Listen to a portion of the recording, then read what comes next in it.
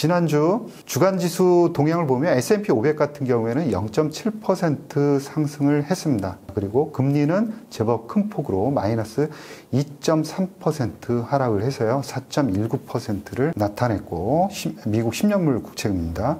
그리고 아크지라든가 XBI 같은 소형주로 구성되어 있는 ETF들은 약 7% 정도 상승하는 급등세를 나타냈습니다.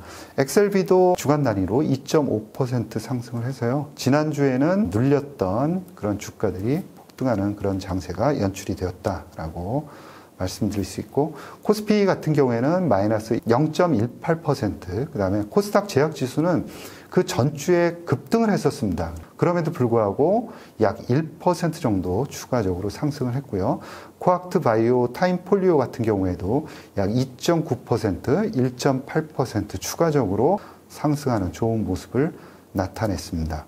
주요하게 이제 올랐던 종목들을 보면 퓨처캠이라든가 한올 바이오파마, 에이프릴 바이오, 그다음에 한미약품, SK 바이오팜, 유한양행 등 기존에 상승할 만한 그런 원인들을 가지고 있는 업체들의 주가가 좋았다라고 볼 수가 있고요. 현재 7월입니다. 8월 21일 유한양행 신약 승인에 기본적으로 초점을 맞추고 주식 운용을 해야겠다, 바이오 투자를 해야겠다라고 말씀을 드릴 수 있습니다. 그리고 연이어서 있는 9월 금리 인하까지도 우리가 내다봐야 된다라는 것이고요. 최근 바클레이즈 같은 경우에도 금리 인하 횟수를 1회에서 2회로 늘려잡았습니다. 그러니까 최근에 트럼프 이슈가 있기는 하지만 미국의 그런 양극화가 상당히 심하게 진행되고 있는 상황입니다. 이게 장기적으로 이 고금리가 끌고 가게 될 때에는 상당히 걷잡을 수 없는 침체 속으로 오히려 빠져들 가능성이 있기 때문에 금리는 적정한 순간에 내릴 것이다 라고 생각을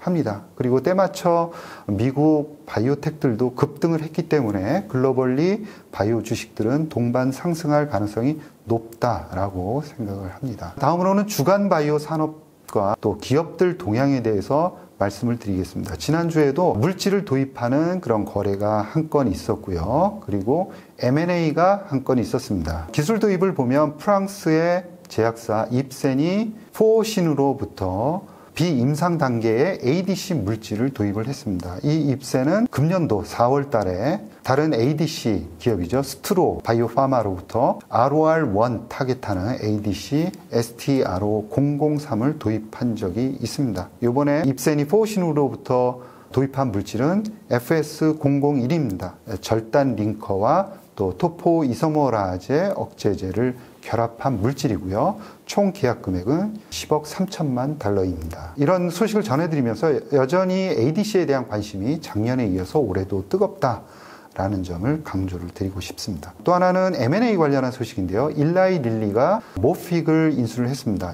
이번 M&A의 특징은 다른 것보다도 내용들은 좀 복잡한데요.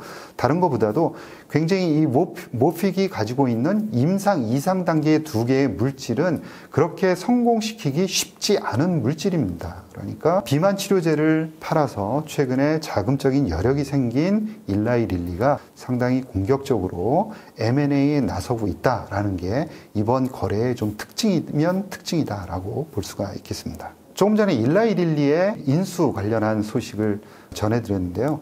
2030년까지 빅파마에 가지고 있는 블록버스터들의 특허 절벽이 약 1,800억 달러에 달합니다. 따라서 앞으로 M&A를 적극적으로 하지 않으면 안 되죠. 그리고 현재 빅파마가 가지고 있는 블록버스터들 중에서 특허 만료 위험에 노출되어 있는 그런 블록버스터들을 보면은 약 38%입니다.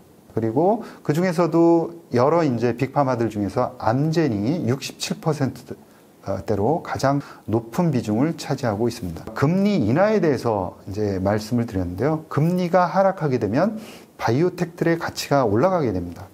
최근에 빅파마들이 관심을 특히 많이 가지고 있는 기업들은 어떤 기업이냐면 아주 성장 가능성이 높은 그런 물질들, 그러니까 임상 3상 단계에 있으면서 많은 리스크를 없애놓은 그런 물질 중에서 블록버스터의 가능성이 큰 그런 물질을 가지고 있는 업체를 인수하기를 원합니다.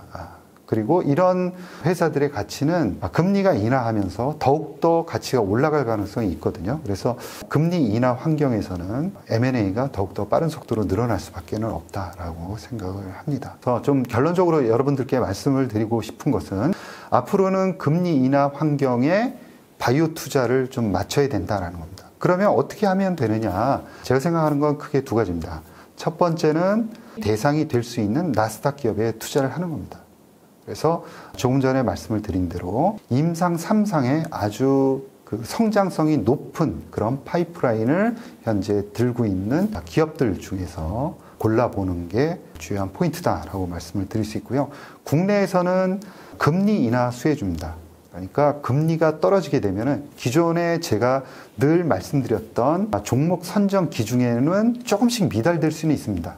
그렇지만 금리가 떨어지게 된다 그러면은 그런 부분들을 좀 만회를 하면서 수혜를 볼 수 있는 종목들이 있습니다. 그러니까 자금은 조금 부족하고 그리고 기술 수출을 해야 되는데 조금씩 늦어지는, 할 것 같은데 조금씩 늦어지는 업체들이 지금 굉장히 핫한 그런 업체들의 뒤를 이어서 금리가 좀 빠른 속도로 떨어지면 수혜를 충분히 받을 수 있다라고 생각을 합니다. 자, 오늘은 주간 바이오를 통해서 금리 인하 분위기가 좀 확연해지고 있다라는 거고요.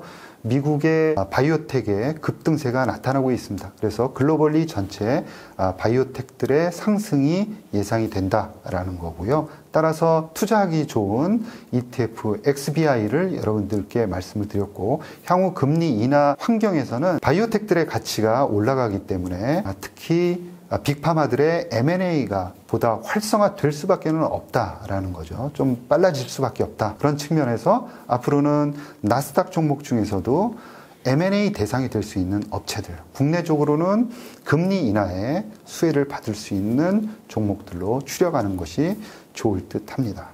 이상으로 이혜진의 위클리 바이오 뉴스를 마치겠습니다.